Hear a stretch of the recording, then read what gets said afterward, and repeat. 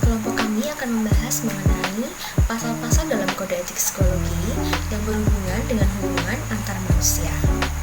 Pasal pertama yang akan kami bahas adalah pasal 13, yaitu mengenai sikap profesional seorang psikolog atau ilmuwan psikologi. Kewajiban pertama seorang psikolog dan atau ilmuwan psikologi adalah untuk mengutamakan dasar-dasar profesional.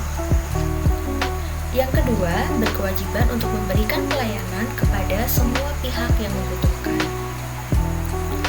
Kewajiban selanjutnya dari seorang psikolog atau ilmuwan psikologi adalah melindungi pengguna layanan psikologi dari hal-hal yang merugikan. Kewajiban yang terakhir adalah ilmuwan psikologi maupun psikolog wajib untuk bersikap netral dan tidak menunjukkan keberpihakan dalam melakukan layanan psikologi. Pasal selanjutnya yang akan kami bahas adalah pasal 14, yakni mengenai pelecehan seksual.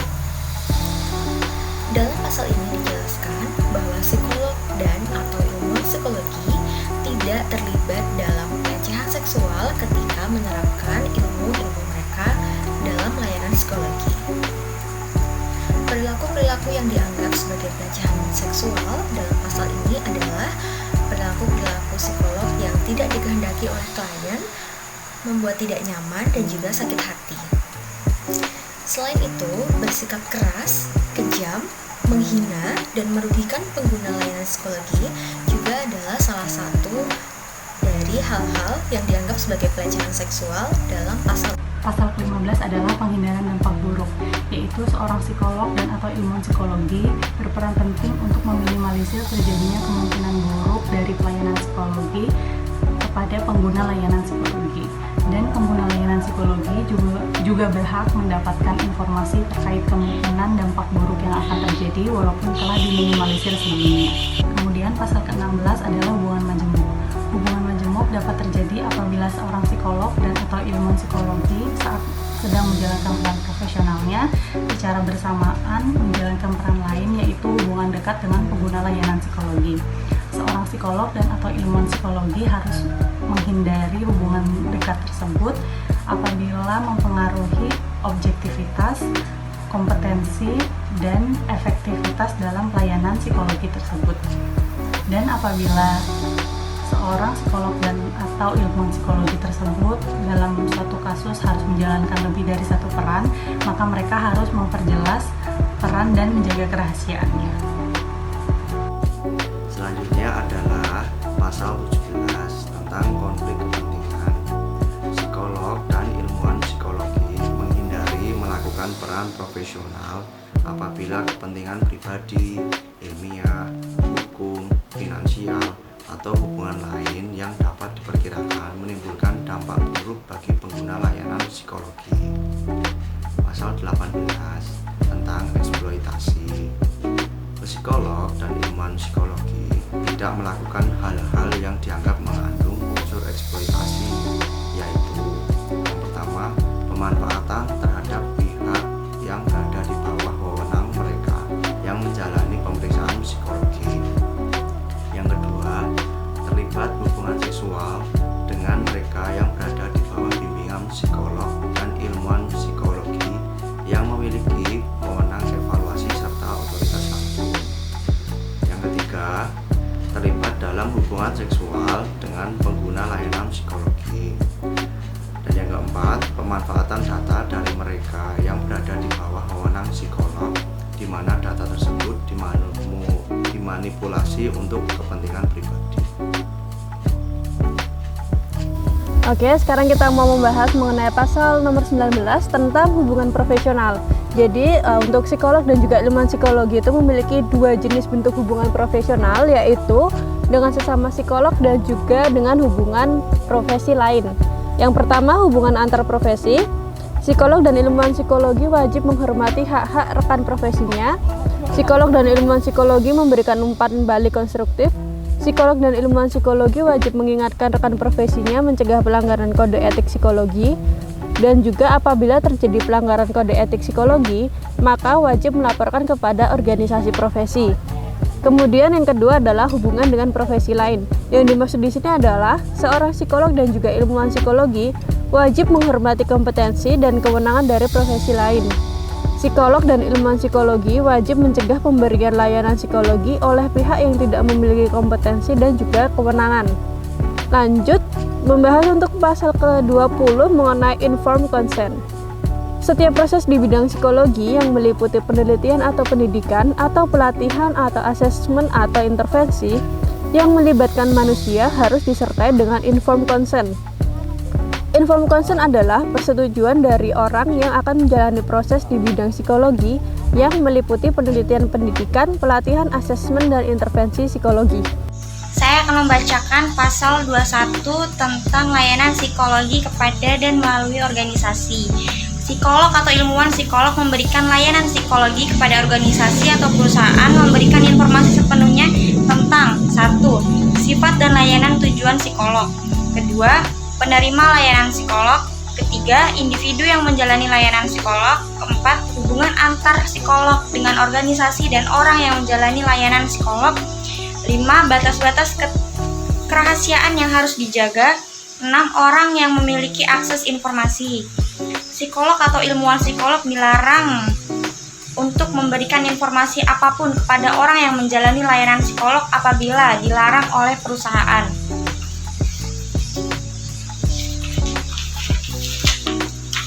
Kemudian pasal 22, pengalihan dan penghentian layanan psikologi. Psikologi atau ilmuwan psikolog menyadari pentingnya perencanaan kegiatan dan menyiapkan langkah-langkah apabila pelayanan psikolog harus dihentikan ataupun dialihkan. Namun, sebelum layanan psikologi dihentikan, hendaknya ada pembicaraan di antara psikologi atau ilmuwan dengan pengguna layanan psikolog. 1. Psikolog dan ilmuwan dapat membuat rujukan apabila ketidakmampuan psikolog, misalnya psikolog sakit atau meninggal dunia. Salah satu dari mereka pindah kota dan keterbatasan kompetensi. Yang kedua, penghentian layanan dapat dihentikan apabila pengguna layanan sudah tidak membutuhkan jasa layanan psikolog.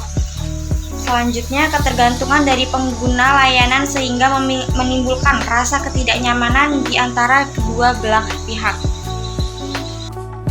Kasus pasal 14 pelecehan yaitu adalah motivator yang mengklaim sebagai dokter psikolog Dedi Susanto dilaporkan oleh seorang model dan selebgram bernama Revina. Dedi Susanto ramai diperbincangkan di masyarakat dan di media karena Dedi diketahui mengajak Revina untuk berkolaborasi channel YouTube dan memberikan terapi khusus tapi di kamar hotel.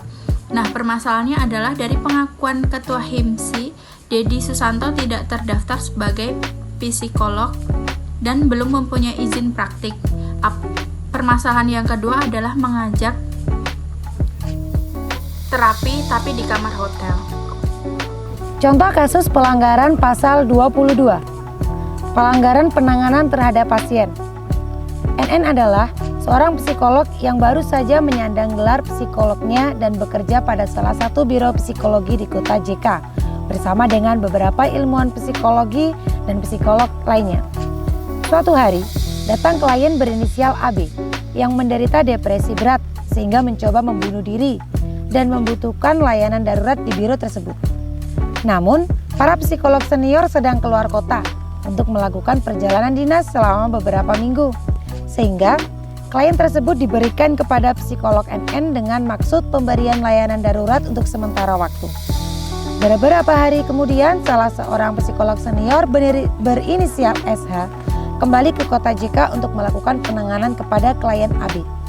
Namun, psikolog NN menolak untuk memberikan penanganan klien tersebut kepada psikolog SH karena menganggap bahwa dirinya mampu menyelesaikan masalah klien AB, sehingga selesai tanpa bantuan dari psikolog SH walaupun penanganannya yang diberikan oleh NN ke AB tidak menunjukkan hasil yang signifikan. Kasus di atas menunjukkan pelanggaran kode etik yang dilakukan oleh psikolog NN kepada psikolog SH.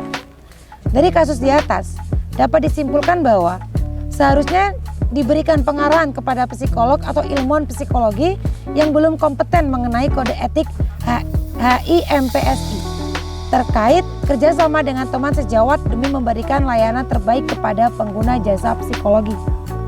Serta HIMPSI memberikan pengarahan kepada psikolog atau ilmuwan psikologi yang belum kompeten mengenai kode etik psikolog atau ilmuwan psikologi dalam pemberian layanan darurat dan bagaimana langkah selanjutnya ketika pemberian layanan telah dilakukan. Identifikasi masalah bermula ketika para psikolog senior dinas keluar kota dan psikologi baru NN menerima klien AB dengan maksud pemberian layanan darurat untuk sementara waktu.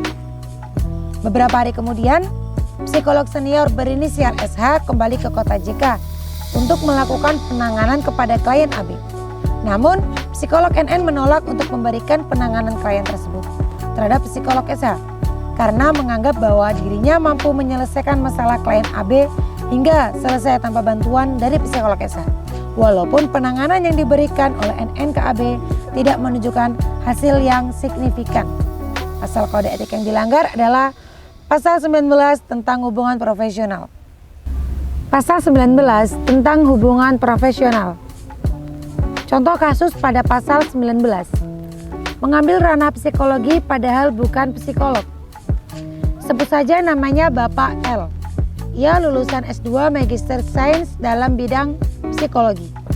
Setelah beberapa bulan dari kelulusannya, ia direkrut menjadi dosen di sebuah sekolah tinggi di salah satu lembaga pendidikan di tempat tinggalnya.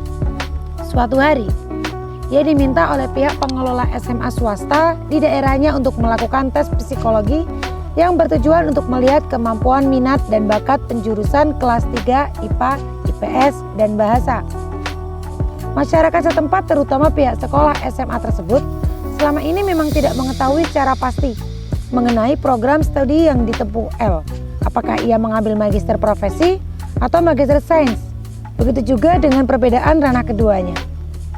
Mereka hanya mengetahui kalau L sudah menempuh pendidikan tinggi S2 psikologi. Mendapat tawaran untuk melakukan pengetesan semacam itu, tanpa pikir panjang, L langsung menerima dan melakukan tes psikologi serta mengumumkan hasil tes kepada pihak sekolah tentang siapa saja siswa yang bisa masuk di kelas IPA, IPS, dan bahasa. L melakukan tes psikologi tersebut. Ternyata tidak sendirian. Ia bekerja sama dengan M yang berjenis kelamin perempuan, yang memang seorang psikolog. Anehnya, M menerima ajakan kerja sama L dengan senang hati dan tidak mempermasalahkan apapun yang berhubungan ranah psikologi yang tidak semestinya, meskipun pada sebenarnya ia sendiri sudah paham bahwa L tidak boleh melakukan hal tersebut. Antara keduanya memang terjalin kerjasama. Akan tetapi, yang memegang peranan utama dalam tes psikologi tersebut adalah L. Sedangkan M sebagai psikolog sendiri hanya sebatas pendamping L, mulai dari pemberian tes, sampai pada penyampaian data dan hasil asesmen. Selamat malam, Assalamualaikum warahmatullahi wabarakatuh. Nama saya Ananda Amrita Vila, nomor induk mahasiswa 19081059. Di sini saya akan menceritakan sebuah kasus dan beserta analisisnya.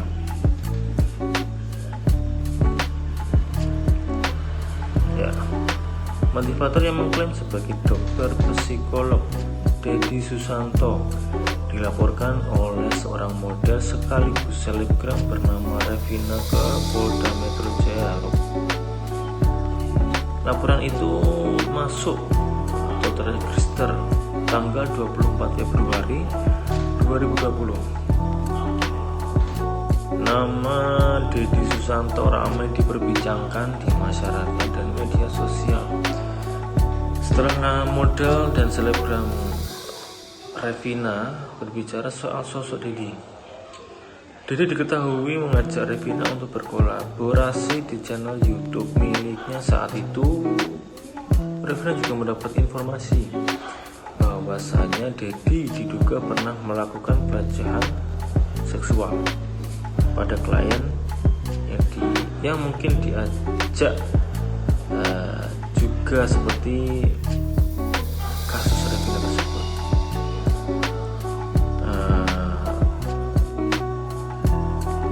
Modusnya pun mengajak klien untuk melakukan sesi terapi di kamar hotel.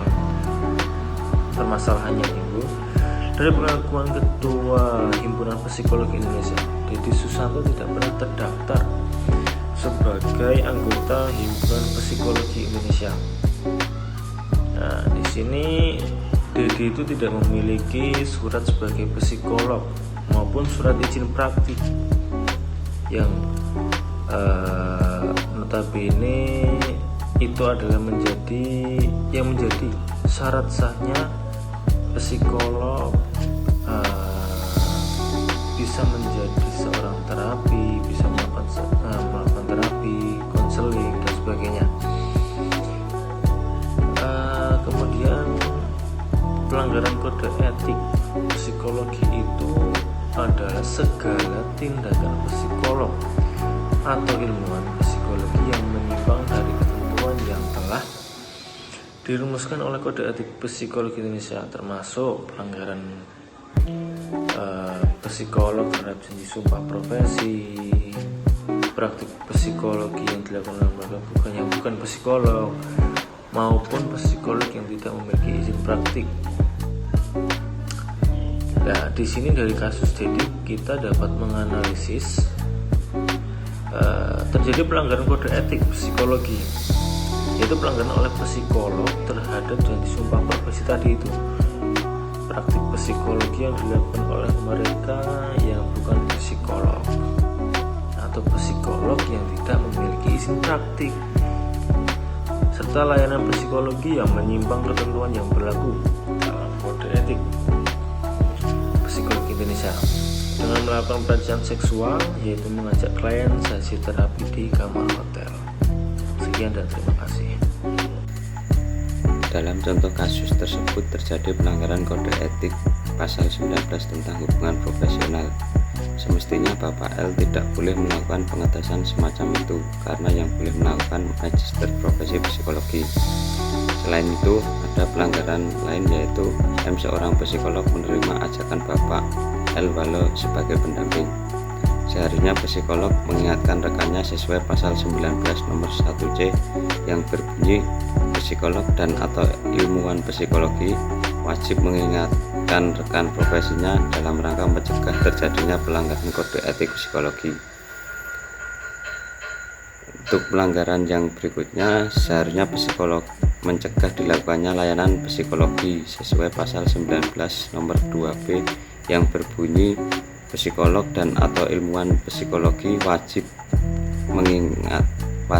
mencegah dilakukannya pemberian layanan psikologi oleh orang atau pihak lain yang tidak memiliki kompetensi dan kewenangan.